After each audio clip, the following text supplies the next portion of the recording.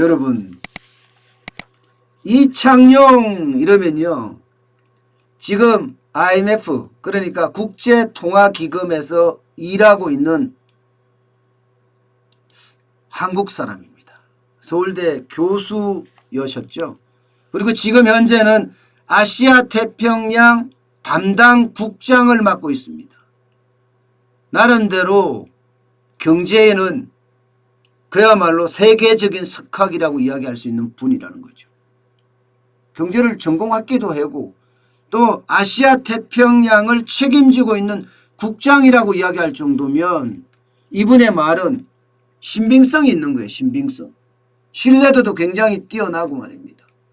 그런데 이 아시아 태평양 담당 국장이 대한민국의 재정 건전성 문제에 대해서 이야기를 했습니다.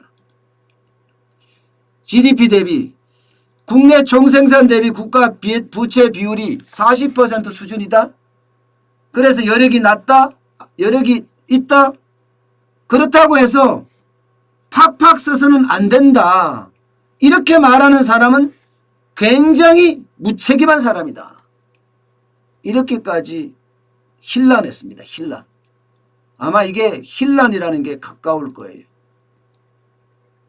여러분, 오죽 답답했으면 이 IMF의 이창용 국장이 이런 얘기까지 했겠어요. 자본시장 연구원이 온라인 컨퍼런스를 개최를 했습니다. 이 컨퍼런스에서 기조연설 영상을 통해서 이창용 IMF 국장이 아주 강하게 이야기한 거예요. 왜 했을까 생각을 해보니까 뭐 여러분도 다 아시는 그 내용입니다. 이재명 경기도지사가 사실 재난지원금 3차도 4차도 줘야 된다. 그러면서 뭐 50번 100번 줘도 무슨 우리 국가 재정에는 아무런 문제 없다. 이렇게까지 이야기를 했거든요. 거기에 대한 반박이라고 보입니다. 반박. 그런데 여러분, IMF잖아요. 국제통화기금이잖아요. 국제통화기금에 그것도 아시아 태평양 담당 국장이 유력 대선 후보자가 이야기한 것에 대해서 이렇게 반박하는 것은 거의 없다고 생각하시면 됩니다. 거의 없다. 아니 아예 없다고 생각하시면 돼요. 그런데 왜 이렇게 반박을 했느냐? 그만큼 대한민국의 재정의 심각성이 크다는 이야기예요. 이창용 국장 입장에서는 IMF에서 그래도 큰 축을 맡고 있는 아시아 태평양 담당 국장인데 이재명 지사에 대한 이야기를 아주 세게 반박을 한다고 이게 말이 된다고 생각해요? IMF 입장에서 이런 거 안 합니다. 이런 거 안 합니다. 자칫 잘못하면 IMF 위상에도 문제가 되기 때문이에요. IMF 위상에도 문제가 되기 때문에. 그렇기 때문에 어떤 특정 사안에 대해서 거기에 대한 반박을 하는 것은 거의 없다고 생각하시면 돼요. 거의 없다. 그런데 이렇게 반박을 했다는 것은요, 그만큼 대한민국의 국가 재정에 큰 문제가 있다. 저는 이렇게 판단했습니다. 대한민국 재정이요, 지금 사실 눈으로 봐서 문제가 있습니다. 당장 보시다시피 4차 추경까지 하게 되면요, 올해 GDP 대비 국가 채무 비율은요 43.9%예요. 그런데 이것도요 굉장히 긍정적으로 평가한 거예요. 정부가 지금 현재까지는 0.1% 성장한다는 가정이잖아요. 만약에 이게 0.1% 이하로 떨어지면 채무 비율은 훨씬 더 올라갑니다. 왜냐하면 GDP 국내 총생산이 떨어지기 때문이에요. 그러면 44%가 아니라 45%가 될 수도 있는 거죠. 비용만 하더라도 846조 9천억 원입니다. 국가 채무가. 국가 채무가 엄청나게 늘어나고 있는 거 아니에요. 그러니까 이거를 감당할 수 있겠느냐. 심지어 말입니다. 재정적자는 더 심각합니다. 재정적자는. 지금 재정적자는 4차 추경까지 갔을 때 이게 마이너스 6.1%예요. GDP 대비 재정 적자가 금액으로 보면 111조가 넘는 금액입니다. 111조가 넘는 금액. 아직까지 관리재정 수지가 이게 이제 재정 나라 살림의 지표라고 이야기할 수 있거든요. 문재인 정부 오기 전에는 이런 일이 없었어요. 이런 일이 없었단 말입니다. 적어도 마이너스 3% 이내로 관리하기 위해서 굉장히 노력을 했어요. 그런데 원래 6.1%까지 가요. 6.1%까지. 나라 살림 다 무너졌다는 이야기예요. 지금요. 나라 살림이 6.1%까지 갔다는 것은요. 그만큼 심각하다는 이야기입니다. 그만큼. 문제는 앞으로도 더 심각해질 거라는 얘기예요. 앞으로도 굉장히 심각해질 거라는 게 지금 이창용 국장의 예상이고 실제로도 그렇게 나타나고 있습니다. 아래 있는 회색 도표를 보시면 이거는요. 중앙부채하고 지방정부 부채만 합친 거예요. 그랬을 때 이거는 4차 추경이 포함이 안 돼 있는 겁니다. 그랬을 때 지금 2020년 올해가 840조 2천억 원입니다. 여기에다가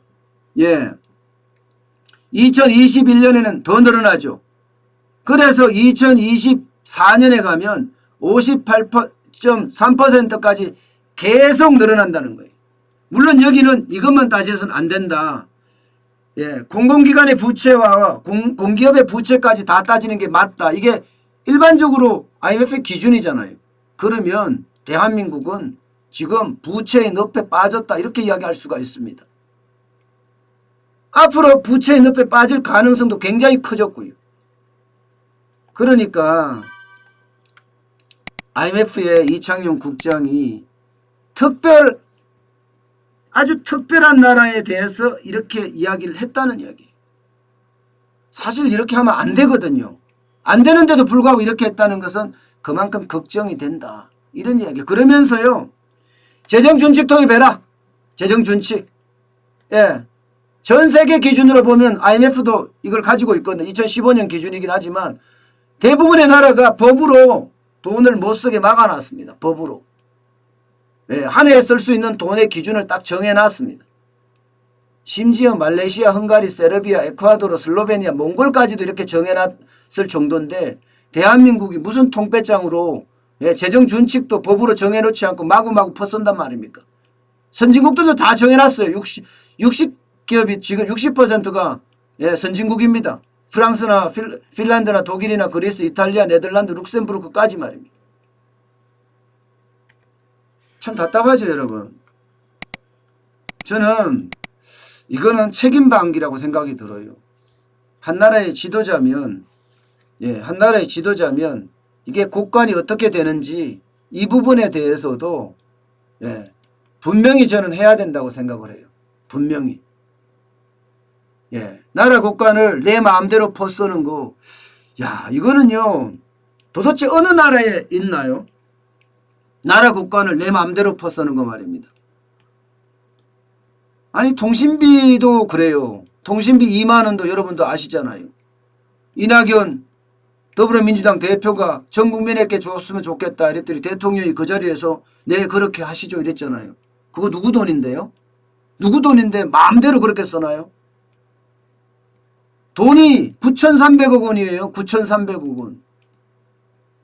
참 이런 걸 보면 무서워요. 솔직히 무서워요. 도대체 이 나라가 어떻게 가려고 하는지 참 답답할 뿐입니다. 오죽했으면 이창용 국장이 IMF 국장입니다. IMF 소속이에요. 비난을 받을 것을 무릅쓰고 이렇게까지 말했을까? 저는 그런 생각까지 해봅니다.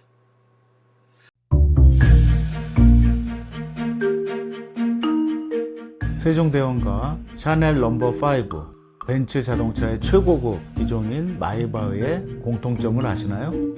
바로 침향입니다. 침향이란 동남아시아에서 자생하는 침향나무가 상처를 입었을 때 스스로를 보호하기 위해서 분비시키는 침향나무의 진액입니다. 진침향은 태국산 침향과 러시아산 녹용, 그리고 국산 홍삼, 백봉령, 산수유, 당귀, 숙지향, 꿀로 이루어진 치명환으로 만성 피로나 또 스트레스, 기력이 저하된 직장인분들, 또 수험생들, 연세 드신 어르신분들이 드시면 좋은 환입니다.